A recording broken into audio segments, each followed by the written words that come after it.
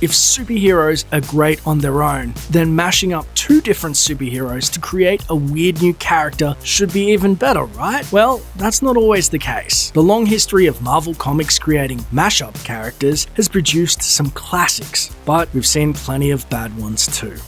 Best, Weapon H. The Incredible Hulk and Wolverine circled each other for years in a long bloody rivalry, with Wolverine's unbreakable bones and adamantium claws matched up against Hulk's indomitable strength, with both sporting healing factors that render them nearly impossible to kill. Put all of that together and you get Marvel's ultimate weapon. Weapon H was the product of the infamous Weapon X program, responsible for the creation of Wolverine and Deadpool, among others. This time they stole DNA from the totally awesome Hulk and Old Man Logan to create an utterly unbeatable weapon, and they succeeded. The idea of a Hulkverine might sound like an unimaginative marketing ploy, but Weapon H was at the center of a compelling, action-packed and suspenseful story. Unsurprisingly, for anyone who read Weapons of Mutant Destruction, Marvel greenlit the ongoing monthly Weapon H not long after the event's conclusion. Worst, Captain Punisher. Civil War changed the Marvel Universe drastically, and one of its darkest moments brought the assassination of Captain America. In the aftermath, the Punisher decided he would take the job. In Punisher War Journal number 7, while investigating a violent white supremacist group, Franken-Castle donned a new red, white, blue, and black costume that combined Cap's look and his own signature skulls. Castle's apparent admiration for the late Captain didn't inspire Punisher to change his methods though, and he wasn't nearly as successful in the role as Steve Rogers. Captain Punisher only lasted 4 issues and never felt like it was meant to last much longer. If his ill-fated adventure hadn't been enough of a sign that he should hang up the stars and stripes, a confrontation with Bucky Barnes, who actually would become the new Captain America, was enough to make Frank decide that being a Star-Spangled Avenger just wasn't for him. Best, Storm, Goddess of Thunder.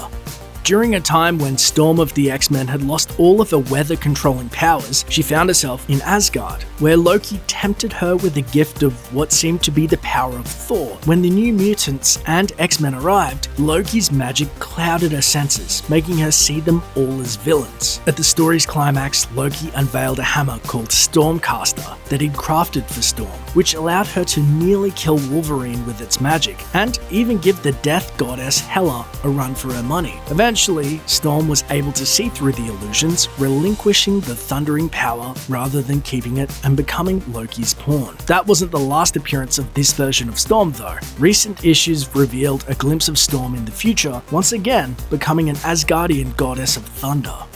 Worst, WendiHulk. When Jeff Loeb and Ed McGuinness took over the Hulk's title in 2008, they kicked things off by giving the world one popular alternate version of the Green Goliath, the Red Hulk. 8 issues later, readers got a brief look at a version of Bruce Banner who was nowhere near as compelling, the WendiHulk. Finding himself in a tussle with not just one Wendigo, but a whole army of them, the Green Hulk was transformed into a giant, green, clawed, fanged and furry monster who did little more than look gnarly and yell, WendiHulk, a lot. Brother Voodoo appeared out of nowhere, literally, cured him, and that was that. Best, Spider-Gwen.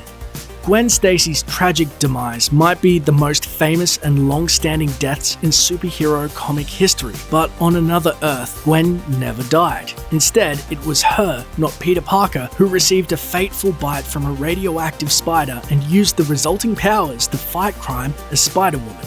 Spider-Gwen was introduced in Edge of Spider-Verse, and she was an immediate hit with readers, emerging from the event with her own monthly title. She's since become a fixture at Marvel, appearing in cartoons and video games, and she's one of the characters set to appear in the upcoming Spider-Man Into the Spider-Verse movie. She's more than just a cool spin-off with a killer costume design though. The death of the main continuity's Gwen Stacy in 1973 is generally seen as one of the more important moments in superhero comics, but it also made her one of the earliest female comic book characters to be killed just to further a male protagonist's plotline. That Spider-Gwen became a breakout character shows that superheroes are moving in the right direction, without removing the tragedy of the original story.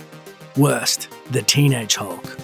In the late 70s, Marvel started publishing What If, giving readers alternate versions of classic stories. In its 12th issue, we got the story of what would happen if Bruce Banner didn't get caught in a gamma blast while trying to save a teenager named Rick Jones. Instead, it was Rick himself who got belted with gamma rays. The Teenage Hulk of What If number 12 was hilarious. Like the original Rick Jones, he spouted dialogue that definitely feels like it was written by adults who were trying, and failing, to reproduce the cool slang of the youth. He called Bruce Banner a square, grunted that the soldiers hunting him down armed with shivs and heaters were uncool, before deciding to split or cut out. When he agreed to join the Avengers, it was because Hulk digs it. When he battled Annihilus in the negative zone, he urged the villain, "Don't jive, Hulk." The Rick Jones of the regular Marvel Universe would actually become the Hulk for a short period, but never enjoyed this kind of wonderful dialogue. Best, Franken-Castle. There are a lot of Marvel mashups that were created in the pages of What If or other weird timelines. So, if you saw the words Franken-Castle and thought it was the product of an alternate reality, that's understandable. The truth, however, is that this one is 100% canon. After helping to thwart an alien invasion by shooting the Skrull Queen, Norman Osborn, better known to Spider-Man fans as the Green Goblin, was named the head of Homeland Security. This did not sit well with the Punisher, but his attempt at assassinating Osborn didn't go as planned. Instead, on Osborn's orders, the Punisher himself was killed by Wolverine's son, Dokken, who literally chopped Frank into pieces and threw him in the sewer. The thing is, Frank didn't die. Instead, the Punisher awoke to find himself pieced together by the vampire Morbius, who recruited him to protect an underground city of monsters. With his corpse stitched up and reanimated by a mystical artifact called the Bloodstone, he was rechristened as Franken-Castle, and stayed that way for an entire year. Eventually, the Bloodstone's magic regenerated his human body, but it remains the Punisher's most bizarre adventure ever, even weirder than the time he was a ghost who killed angels with magic guns. Worst, Piecemeal. Superheroes aren't the only ones who get mashed up, but in the case of Piecemeal, maybe it would have been better if they were. Shortly after its explosive 400th issue, Incredible Hulk teased its readers by revealing small glimpses of a new and seemingly unstoppable villain. Finally, Piecemeal struck in Incredible Hulk number 407 and didn't quite live up to the hype. Piecemeal had the power to absorb and reproduce the abilities and appearance of superpowered people, and in his first appearance, he looked to have the cybernetic arms of Silvermane, the clawed hands of Sabretooth, the face of the Red Skull, the chest piece of Atuma, and the facial hair of Abraham Lincoln, maybe? Even with the mighty beard of our 16th president, Piecemeal failed to be much of a threat to the Hulk. After months of build-up, he was speared through the torso and tossed into Loch Ness, which was the last anyone ever saw of him. Best, Cosmic Ghost Rider.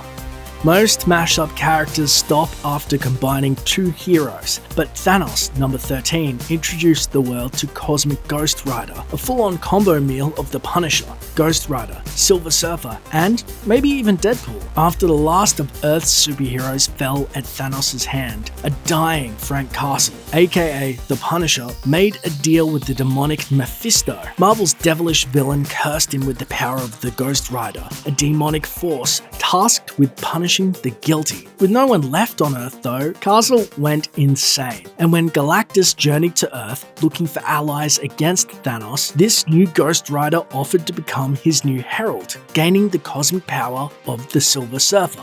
Of course, Thanos eventually killed Galactus, but he and Cosmic Ghost Rider found themselves unable to kill each other, and eventually teamed up as Marvel's oddest possible version of the Odd Couple. Worst, D-Man. D-Man, aka Demolition Man, isn't really a Marvel mashup. He's just a guy with a really bad costume. Dennis Dunphy was introduced as a wrestler who was part of the Unlimited Class Wrestling Federation, a wrestling organization for people with superhuman physical attributes. He was a star in the ring with the enhanced strength he received by using an addictive drug peddled by the Power Broker. Eventually, Dunphy left the UCWF to help Captain America take the broker down, and designed the costume he's most known for, a mask made to look like Wolverine's and the rest of the outfit based on Daredevil's original red and yellow suit. D-Man has since become little more than a joke in Marvel Comics, a character so minor and so unloved he regularly goes through traumatic changes, including dying, only to show up the next time without anyone explaining how he got better.